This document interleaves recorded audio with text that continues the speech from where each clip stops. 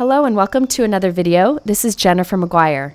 I wanted to share with you today the easiest way to create a die cut inlay background. This is super easy to do, very fast, and a great way to get a monochromatic background with really cool dies. Now, die cut inlay is where you die cut pieces and then you put them back together like a puzzle for a smooth look.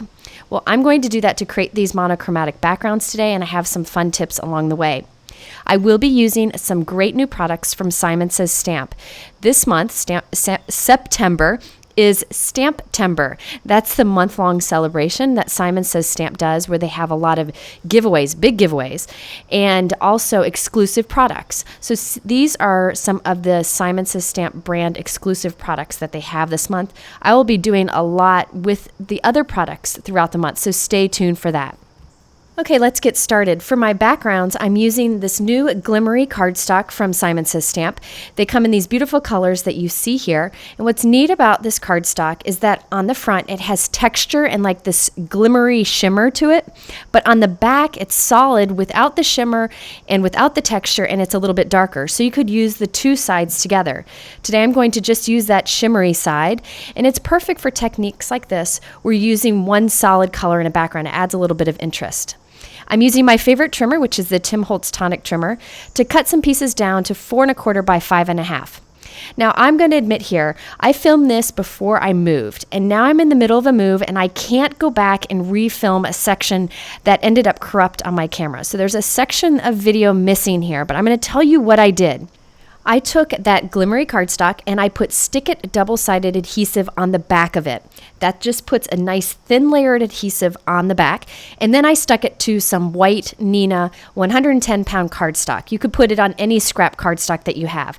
So what you see here is that glimmery cardstock, and on the back I have white cardstock stuck to it. That's all I did. You could use any adhesive you want. You just want to glue those two pieces together to make the cardstock extra thick. That's really important to do for this technique, to put like another piece of cardstock behind it, okay? So I'm so sorry that that part of the video is not there. I'll show you the Stick It adhesive in a little bit. Okay, so now I have a new die from Simon Says Stamp. It's part of Stamp-tember, and I'm just going to put it onto the top of my glimmer cardstock as I normally would die cut and run it through my machine. And what happens is it cuts through that top layer, but since we doubled up the cardstock, it doesn't cut completely through the other layer. So that bottom layer of white cardstock is holding all those pieces together, so we don't have to fit them each back in. Now, normally I use a metal adapter plate underneath my cutting plates to add an extra bit of pressure to die cut through everything. I'm not using that because I really only want to cut through that top layer of cardstock, but not the bottom layer. Each time I take the die and move it to a different place on the cardstock so that the entire front of that cardstock has this die cutting. So what we are creating is a die cut inlay background, and we don't have to inlay all the pieces. They're all stuck together thanks to that white cardstock on the back. Now, if you're noticing that it cuts through that white cardstock in the back, you can add another layer of maybe of a thinner piece of cardstock also. If there are parts that cut through, you can just glue them back in. That's fine too. So I'm putting adhesive on the back of this now, especially adhesive anywhere it looks like it cut through a lot because I don't want it to fall apart. And I'm going to go ahead and glue that to another piece of white cardstock. So this is 3 layers. You could instead glue it directly onto your card if you wanted to. However, I wanted to put craft foam behind this and pop it up. And I really just wanted to make sure all these die cut pieces stayed together nicely. I also decided to trim a little bit off of this so that I could have a little bit of a white border around the outside of my note card. So I trimmed it down to about 4 by 5 1/4. Now I have some white craft foam that I cut even smaller than that. And I'm putting some strong double-sided tape on one side, and I'm going to stick that to the back of our die cut inlay piece. Now I use craft foam instead of foam tape. That way I can add it to my card and have nice even dimension that won't get crushed going through the mail. Okay, now before I finish off that card, I just wanted to show you a few other examples. This is the pink glimmery cardstock with another is Simon Says Stamp Stamp-tember exclusive die. I really think this is a great technique for dies that have a lot of detail like this one. Now remember, if a die happens to cut through and the pieces come apart, you can always tape them back together on the back, or you can add another layer of cardstock to the back to prevent it from cutting through at all. You could even use thinner paper if you want to. Also keep in mind that I use this pink textured glimmer cardstock on the front. You could use any cardstock that you may have. I find that the thicker the cardstock, the better. Now those two card examples I made before are Simon Says Stamp exclusive dies. Now these dies are from Tim Holtz. These three come together in a package, and I have been wanting to use them, and I thought they'd be perfect for this technique. You can do this technique with background dies, large dies, small dies repeatedly, anything you want. That's what's great about it. I really like this flourish die from Tim Holtz. I think it's great. I'm going to repeat it in the top corner also. And I wanted you to notice something here. Look how those two look a little bit different. That top left is kind of pressed in more. The other is flattened a little bit. To make it all even, you're going to want to just run it through your die cut machine without a die, and it kind of flattens it down because that bottom corner got kind of flattened when I die cut the top corner. And this gives it a nice smooth look. It doesn't flatten it completely. It just makes it look nice and even. I also did two other backgrounds with the other two Tim Holtz dies.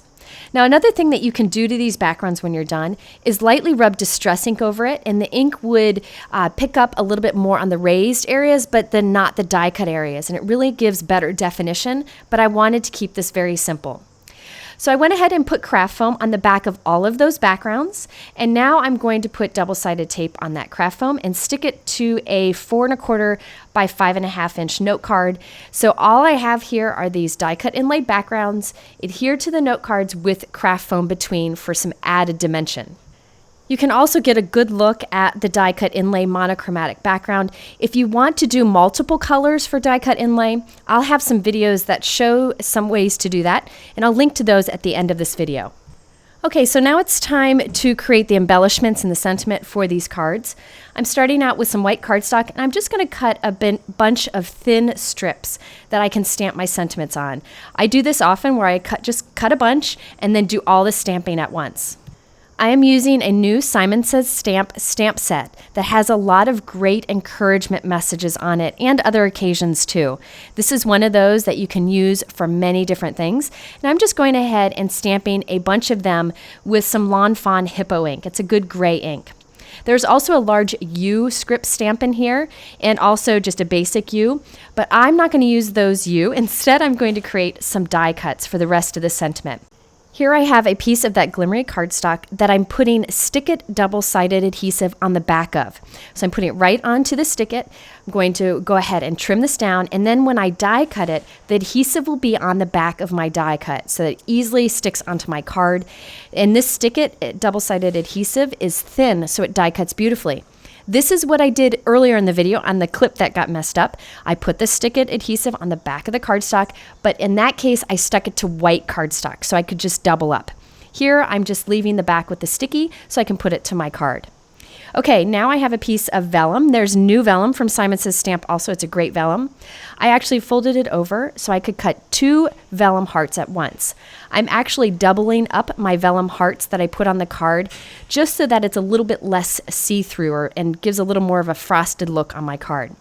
Okay, so here's my vellum heart. I'm going to place it about there on my card, and I removed the release paper from the back of my U die cut, and I'm going to go ahead and stick that down. And now I'm going to take one of my little sentiment strips, and I'm going to trim off the side so it kind of looks like it's tucked behind the U die cut.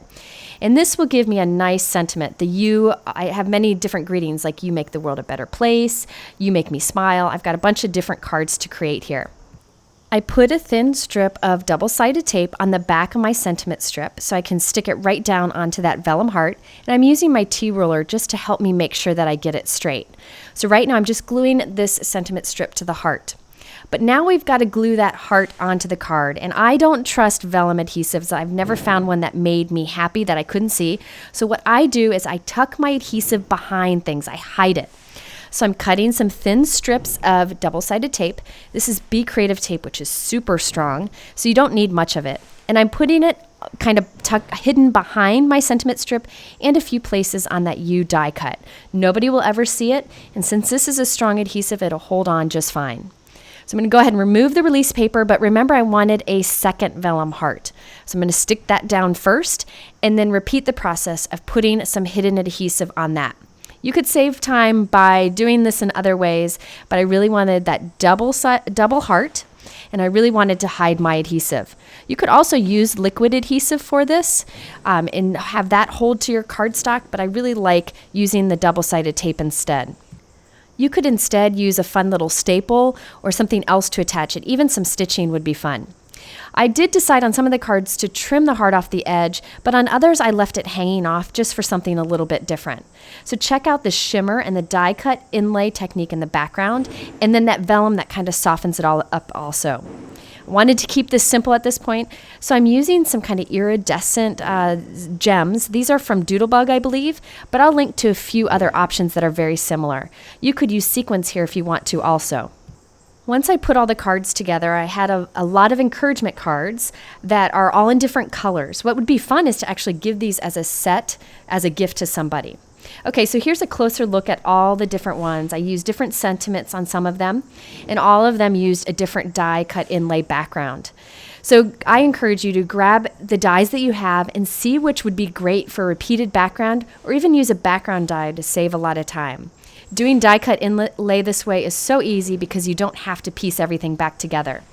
Now I link all the supplies that I use here in my YouTube description below. I encourage you to go over to my blog to find out much more about these products and other things that are happening this month for Stamptember. Now I also promised that I would share a few more die cut inlay videos, so I have them in the middle here. All three show different ways to do die cut inlay. Some are a little more simple and some are a little more advanced, so be sure to check those out. Thanks for watching. Sorry about that clip that I lost, but we'll see you again soon. Have a great day.